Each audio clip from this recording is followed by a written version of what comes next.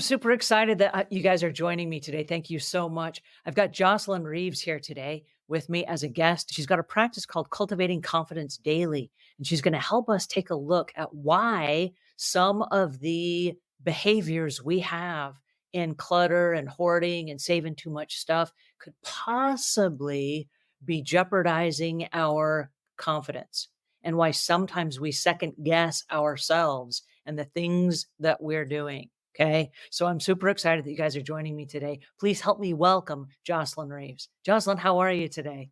I am doing so well, Angela. Thank you for having me. So what if you hold on to things because you've been hurt by people and afraid of people getting close and making you unsafe?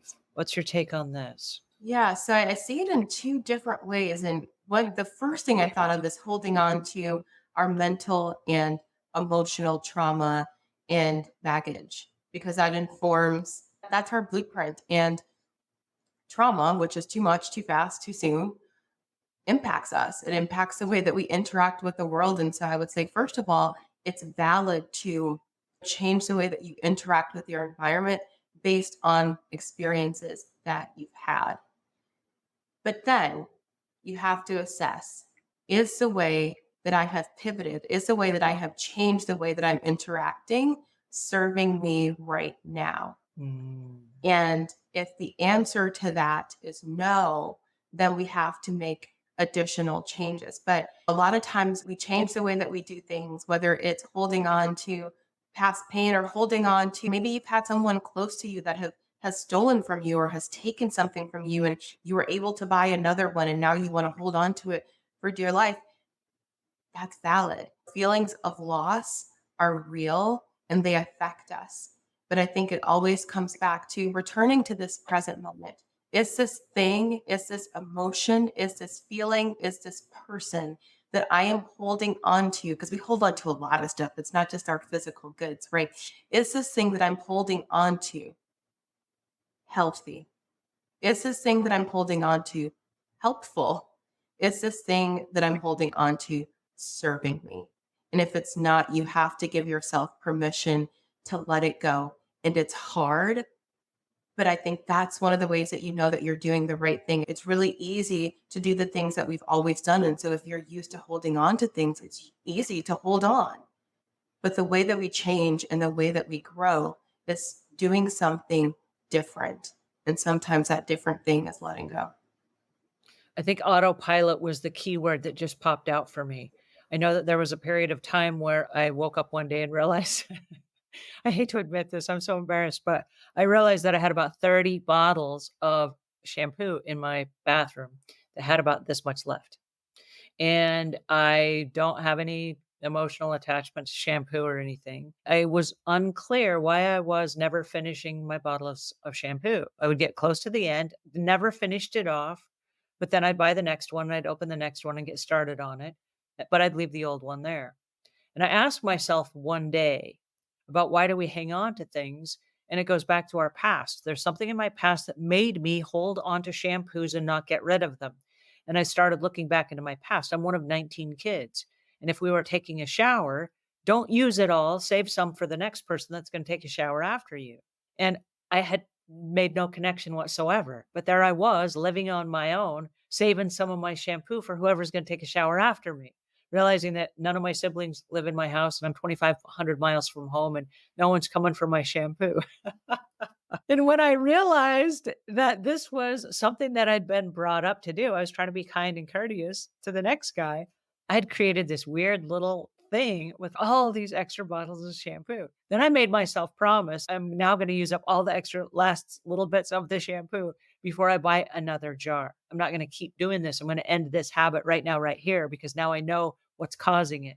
And I had a little chuckle, but I gave myself permission to then break that habit because it was nothing except just a habit. There was no emotional attachment to the shampoo or the bottles or the scarcity or any of those things.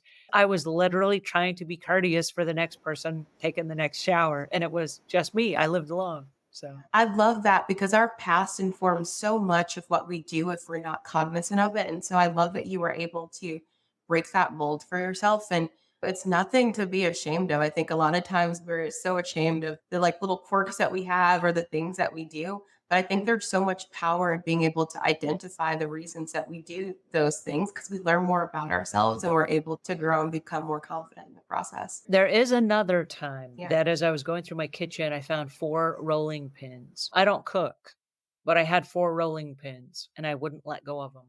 And when I asked myself the question, "Why are you hanging on to 4 rolling pins?" Like, really, it's having honest conversations with myself.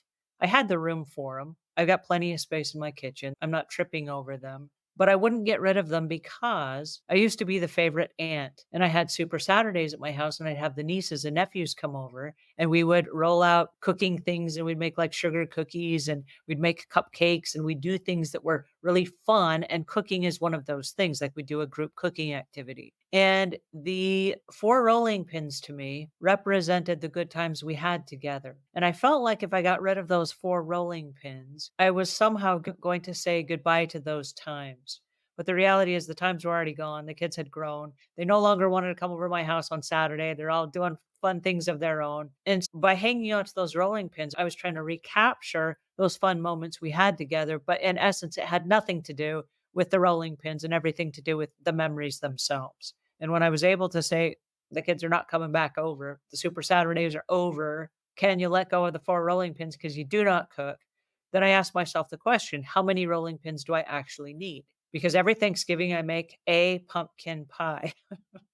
Am I gonna hang on to a rolling pin for one pumpkin pie? And the answer is no. So I let them all go. I was honest with myself and said, I don't actually cook and I'm not gonna use the rolling pins. And lo and behold, I made a pie and I'm like, oh my goodness, I let go of my rolling pin. Then I asked myself the question, since I gave myself permission to let go of the rolling pins, how am I gonna roll this out? Well, it turns out I took a glass, like a cup, that was a solid glass, and I rolled it in flour, and I used this little glass as a rolling pin. I was able to make my one pie, and it worked out just fine.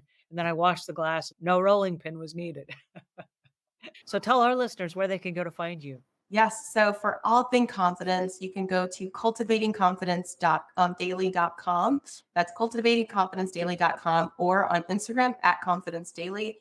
And if you're looking for a coach to help you make a difference in chipping away at your big, hairy, audacious goals, head over to coachdit.com. That's COACHEDIT.com.